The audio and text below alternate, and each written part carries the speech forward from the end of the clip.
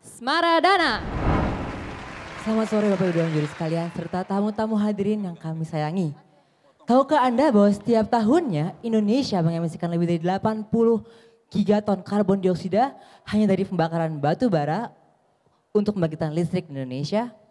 Maka dari itu saya Ignatio Seno Aji bersama kelompok saya Smaradahana mengajukan sebuah solusi untuk menurunkan emisi karbon dioksida dengan memadukan batu bara dengan biomasa. Indonesia adalah negara produsen batu bara terbesar kelima di dunia dengan produksi yang terus mengalami peningkatan. Sayangnya 47 batu bara kalori rendah di Indonesia menghasilkan emisi yang sangat besar. Selain itu, konsumsi batu bara Indonesia juga terus mengalami peningkatan yang didominasi untuk membangkitkan listrik di Indonesia. Dan parahnya lagi, konsumsinya akan diperkirakan meningkat sebesar 70% pada 10 tahun ke depan. Hal ini akan menyebabkan besarnya emisi karbon dioksida di Indonesia menjadi sebesar 137,3 gigaton karbon dioksida tiap tahunnya. Maka dari itu diperlukan sebuah langkah yang cepat dan tepat untuk mengurangi emisi dari karbon dioksida tersebut. Salah satu alternatif bahan bakar yang dapat digunakan adalah biomasa. Namun biomasa di Indonesia memiliki masalah, yaitu hanya 5% yang dimanfaatkan di Indonesia karena nilai kalornya yang tergolong rendah. Padahal potensinya mencapai hampir 50 gigawatt yang terdiri dari tandang kosong kelapa sawit, padi maupun kayu karet. Maka dari itu kita memerlukan sebuah bahan bakar lain yang memiliki nilai bakar tinggi tapi juga bersifat ramah lingkungan. Solusi kami adalah batu bara hibrida, yakni sebuah paduan antara batu bara dengan biomasa yang diproses melalui proses koprolisis atau pemanasan pada suhu 300 derajat Celcius selama 1 jam untuk membentuk batu bara yang bernilai kalori tinggi serta bersifat ramah lingkungan. Proses ini terbukti dapat meningkatkan nilai kalor sebesar 44% dan menurunkan emisi karbon dioksida dari batu bara menjadi sebesar 21%.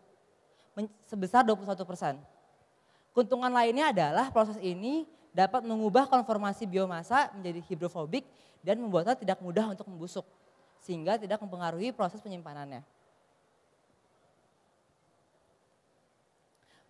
Proses batu bara hibrida ini sangat berprospek di Indonesia dan berikut adalah implementasi yang kami ajukan di Indonesia. Yakni kami mengajukan 3 buah tempat yang dapat diimplementasikan, yakni Sumatera Selatan, Jawa Tengah, dan Kalimantan Selatan. Lokasi ini dipilih karena dekatnya dengan sumber-sumber biomasa, yakni kayu karet di Sumatera Selatan, sekam padi di Jawa Tengah, dan TKS di Kalimantan Selatan. Lokasi ini juga dekat dengan sumber batu bara yakni PTBA di Sumatera Selatan dan PT AGM di Kalimantan. Terlebih lagi target pasar kami adalah PLTU batu bara yang terletak di lokasi tersebut seperti PLTU Sumsel 8, PLTU Asam-Asam di Kalimantan, dan PLTU Tanjung Jati B di Jawa Tengah. Proses ini sangat menguntungkan dengan return on investment sebesar 19 sampai dengan 22%.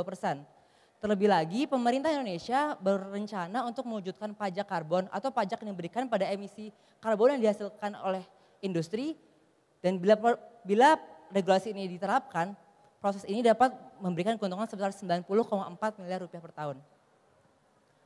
Maka itu batu bara hibrida harus segera dicanangkan karena Indonesia telah berkomitmen untuk menurunkan emisi karbon dioksida pada Paris Agreement.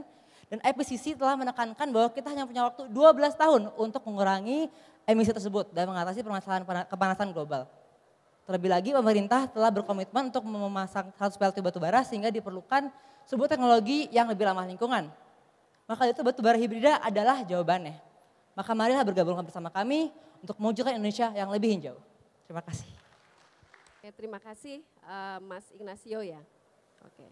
Mungkin karena waktunya 5 menit, jadi tadi saya belum terlalu jelas melihat sih nanti bisnis modelnya tuh akan seperti apa gitu. Kalau misalnya nanti ini diimplementasikan menjadi suatu bisnis. Karena kan sumber karet itu dari Sumatera, terus batu baranya dari Sumatera, dari Kalimantan. Nah itu nanti membuat pabrik batu bara hibridanya tuh di mana gitu.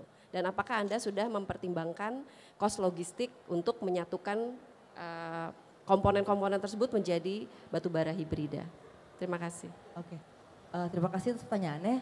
Jadi untuk itu model bisnis kami adalah kami mendekati dengan PLTU-nya. Jadi kami tadi mendekati ke PLTU Sumsel 8. Di situ kebetulan ada jumlah sumber biomasa dan batu bara juga yang cukup dekat, yaitu kayu karet yang disuplai oleh PTPN 7 di Sumatera Selatan serta PTBA di Sumatera Selatan juga.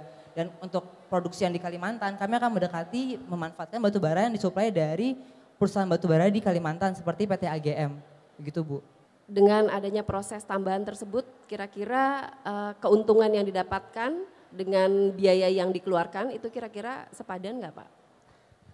Keuntungannya sebenarnya sepadan, khususnya bila pajak karbon yang telah dicanangkan oleh pemerintah itu diterapkan. Dan terlebih lagi selain keuntungan itu juga kami memiliki keunggulan berupa emisi karbon dioksida yang berhasil kita reduksi. Dan juga karena nilai kalorinya dinaikkan, maka harganya dapat juga dinaikkan, maka tetap mengalami keuntungan dari proses pemanfaatan batubara hibrida ini. Mungkin satu pertanyaan lagi dari saya sebelum juri lain mungkin mau bertanya. Sebenarnya kalau co-firing ini kan bukan suatu ide baru, di luar negeri juga sudah dilaksanakan. Kira-kira kalau dari timnya Semaradana ini, kebaruannya apa sih dari inovasi sebelumnya? Mungkin ingin merevisi Bu, jadi sebenarnya ini bukan co-firing tapi prosesnya co-pyrolysis. Nah jadi kalau co-firing itu dia dibakar bersama-sama tanpa ada treatment. Sedangkan kalau co-pyrolysis itu kami memprolisis bersama-sama antara batu bara dan biomasanya. Nah hal ini akan seperti yang tadi kami sebutkan, menaikkan nilai kalor dan menurunkan emisi karbon dioksida serta mengubah konformasi biomasa menjadi lebih tahan akan pembusukan. Selain itu kalau co-firing dia itu belum kompatibel di PLTU yang ada di Indonesia. Sedangkan untuk kalau kita co-pyrolysis produknya adalah bersifat mirip batu bara sehingga dia tetap bisa dimanfaatkan di PLTU batu bara di Indonesia. Halo Aji, Aji ya panggilannya? Seno, Mbak. Seno ya? Bukannya tadi Aji belakangnya? Ignatius Seno Aji. Oke, kenapa nggak Aji panggilannya? Boleh nggak? Nggak apa-apa ya, juri berhak ya ngubah nama ini ya, oke. Aji, saya terus terang nggak terlalu paham sih, yang lebih paham Bu Enji. Saya mau nanyanya simpel aja, jadi batu bara hibrida tuh sebelumnya udah ada belum sih di sini? Belum ada. Kenapa ya kok selama ini belum ada, kenapa tiba-tiba Aji dan teman-teman yang menemukan, kenapa selama ini nggak ada orang yang pernah terpikir ya? Mungkin kenapa belum terpikir karena ini juga teknologi co-pyrolysis ini belum lama juga dikembangkan dan juga ini karena idenya adalah yang sudah berkembang itu adalah proses co-firing mungkin tadi yang dijelaskan oleh Bu Enji. Jadi co-firing tadi itu adalah pembakaran bersama-sama, sedangkan kalau co-pyrolysis ini kami nggak membakar bersama-sama. Kenapa? Karena itu belum siap untuk diterapkan di Indonesia. Oke, jadi melihat memang apa yang belum siap tuh infrastrukturnya belum siap atau apanya? Alat yang ada di PLTU itu nggak bisa digunakan untuk co-firing. Jadi harus diproses dulu supaya sifatnya seperti batu bara. Karena kalau biomasa dibakar itu akan menimbulkan efek yang tidak diinginkan di PLTU itu. Oke, jadi ini idenya baru, belum pernah ada. Kemudian yang dilakukan sekarang baru di tahap laboratorium. Yes. Laboratorium, tapi kalau misalnya ngebayangin deh, datang ke PLTU, pasti akan paham bahasa teknisnya. Iya. Tapi kalau misalnya meyakinkan orang awam kenapa ini penting dan belum pernah dilakukan dan dilakukan oleh anak ITB yang belum lulus, itu apa ya yang bisa buat kita yakin? Sebenarnya yang seperti yang sudah kayak katakan tadi bahwa waktu kita tuh hanya sebentar untuk mengatasi pemanasan global. Tadi IPCC menjelaskan hanya 12 tahun dan terlebih lagi Indonesia sudah punya komitmen untuk menurunkan emisi karbon dan so far belum ada langkah yang jelas dari pemerintah untuk menurunkan emisi karbon. Jadi pemanfaatan ini terbukti bahwa bisa menurunkan emisi sebesar 21%. Jadi kenapa nggak pakai yang ini aja gitu. Oke, terima kasih Aji. Oke, terima kasih kelompok 2.